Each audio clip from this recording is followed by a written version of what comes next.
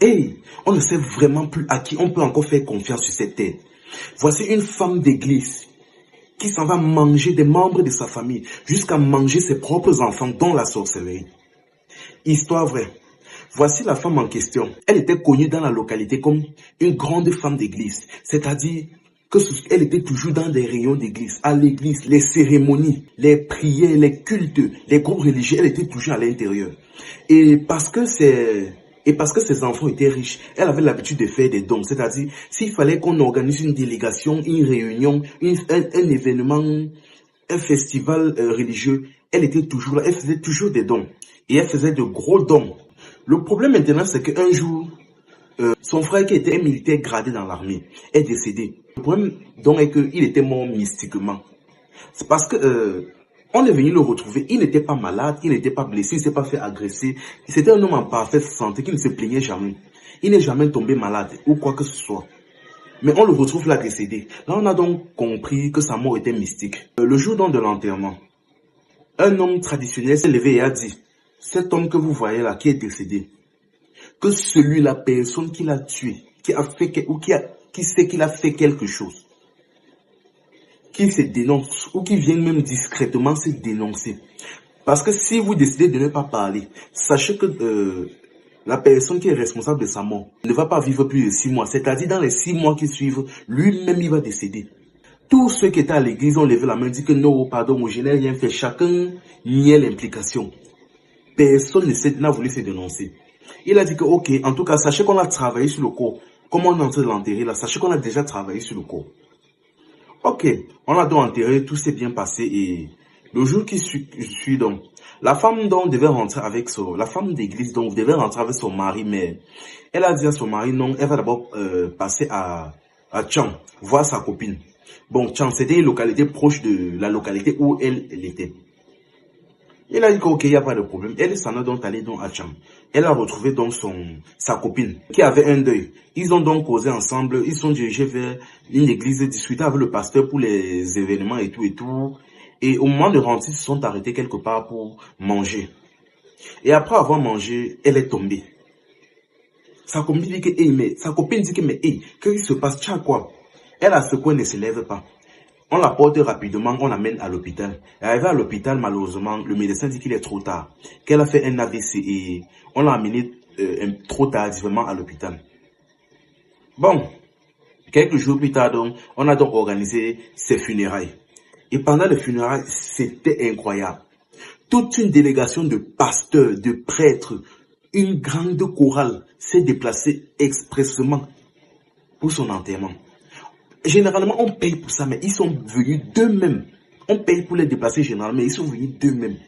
Presque toute la localité était présente au funérailles de cette femme, tellement elle était célèbre dans la localité.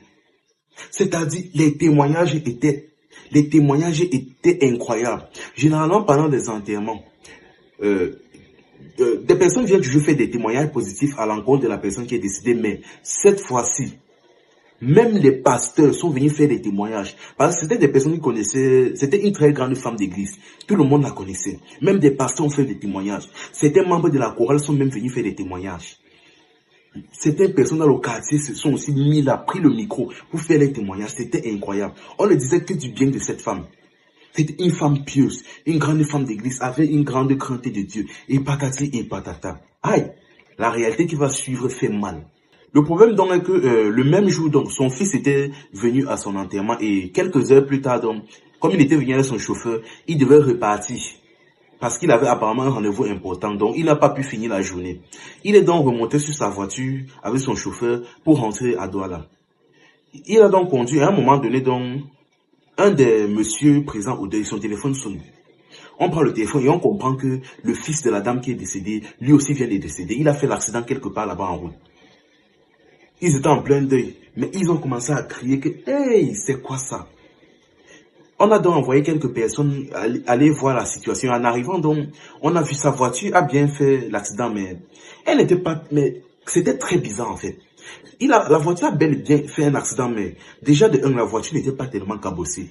Et de deux, le chauffeur était assis devant et le fils derrière, mais le chauffeur a survécu, mais le fils qui était à l'arrière est décédé. Hey, c'était vraiment bizarre. Mais bon, Le jour qui a suivi, donc, on a finalement fait un double deuil pour la mère et le fils. Et au même instant donc, la fille, il y a donc, cette femme qui est décédée avait une fille à l'étranger. Et elle n'a pas pu venir parce que, bien évidemment, la distance ne lui permettait pas. Elle était à l'étranger et elle reste comme ça chez elle. Sa mère apparaît devant elle. Elle dit, donc, on est en train de m'enterrer, de faire mes funérailles. Tu ne viens pas. Elle dit que, ok, tu vas voir, tu vas sentir ça sur ton corps. Et elle disparaît. Elle dit que, hey! Elle sort rapidement son téléphone. Elle appelle ses oncles là-bas au deuil. Elle dit que, mais c'est comment ça? Vous m'avez dit que ma mère est morte. Vous êtes en train de l'enterrer là-bas, mais je ne comprends pas. Là, voici ici qui vient d'apparaître devant moi. Elle me menace. Elle est morte ou bien je ne comprends rien. Les oncles se regardent là-bas et disent que, hey, mais c'est quoi cette situation? Ça, c'est vraiment très bizarre. Finalement, les anciens et les aînés de la famille se regroupent. Ils disent que non. Ils arrêtent le deuil, ils disent que non, l'affaire ci n'est pas simple. Déjà, l'autre, son grand frère colonel, qui était militaire, est décédé. Et sa mort était déjà très bizarre. On a travaillé sur le coup, on a dit que la personne qui l'a tué ne devait pas vivre plus de 6 mois. Et quelques jours plus tard, sa sœur-ci est décédée. Mais étant une grande femme d'église, on a dit qu'on n'a pas voulu compliquer son enterrement parce que on ne croyait pas qu'elle pouvait faire ce genre de choses. Mais le problème est que comment son fils peut venir à l'enterrement?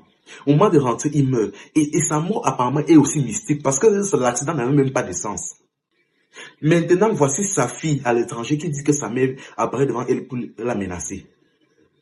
Non, non, non. Vous savez quoi? Les aînés se sont regroupés, ils se sont entendus, ils ont appelé le marabout de la localité.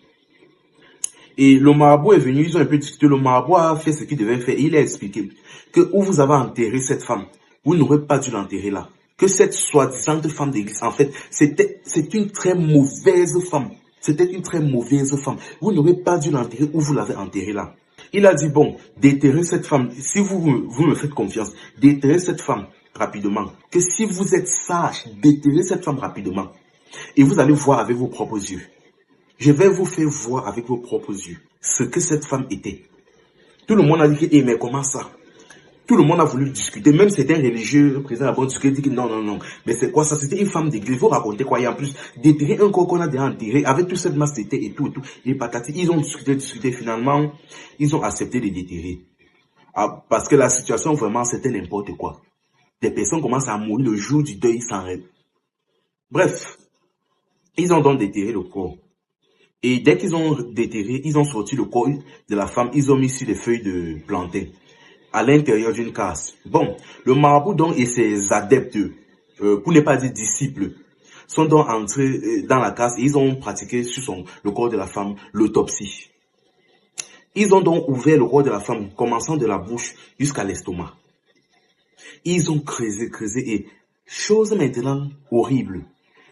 En commençant, quittant de la bouche jusqu'à l'estomac, à chaque fois qu'on continuait d'ouvrir, une boule de sang sortait. C'était un corps il n'était même pas censé avoir du sang à l'intérieur. C'était un corps qui était déjà décédé depuis un bon moment. Son corps, il n'était même pas censé avoir même un seul liquide à l'intérieur. Mais du sang sortait, et en plus une boule, une masse de sang en fait, bien ronde, sortait du corps à chaque fois. Et à chaque fois qu'elle sortait, elle voulait toucher le sol, elle explosait. On a creusé jusqu'à l'estomac et au total, on a sorti 4 boules de sang. Dès que le marabout a fini, il a appelé toute la famille, que venez, toute la famille se sont regroupés. D'autres sont entrés par la porte, d'autres se sont positionnés vers la fenêtre pour regarder. Elle a dit, vous regardez ces 4 boules de sang là. Tout le monde a dit oui. Que vous devez comprendre que ces 4 boules de sang là, ce sont les 4 dernières personnes que cette femme-ci a mangé avant de décéder. Tout le monde a dit que quoi?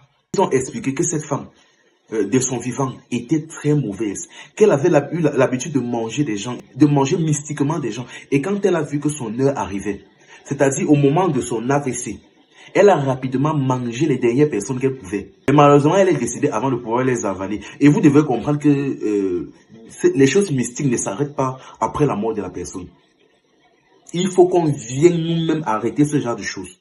Maintenant, son fils qui était venu la voir, vous devez comprendre que la boule de son fils, la boule de sang de son fils était déjà arrivée à l'estomac, il est décédé. Chance donc pour ces 4 personnes-là, ces 4 boules de sang-là représentent les 4 dernières personnes qu'elle a avalées. Et sachez donc qu'en ouvrant et en retirant ça, on a sauvé les 4 dernières personnes là. Et le marabout a expliqué que ces 4 personnes là, c'était censé être sa fille qui est à l'étranger. C'était censé être la prochaine. Et les 3 derniers boules, c'était son frère et ses 2 enfants. Tout le monde se sont regardés comme ça, ils ont crié. On a dit que femme, mais franchement, il y a eu une grosse panique là-bas à l'enterrement. Toute la localité s'est regardée, s'est posé des questions que, mais une femme d'église, mince. Franchement, tous ceux qui partent à l'église ne sont pas forcément des bonnes personnes. Voici donc la femme, tellement elle passait tout son temps à l'église. Elle faisait des dons, toujours dans des prières, mais en réalité, c'était une femme tellement mauvaise qu'elle mangeait même ses propres enfants dans la sorcellerie.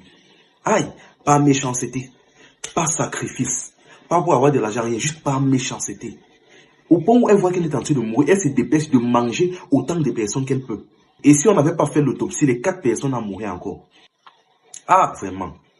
Et apparemment, c'est elle qui avait mangé aussi son frère militaire. Vu qu'elle est décédée dans les moins de 6 mois qui ont suivi.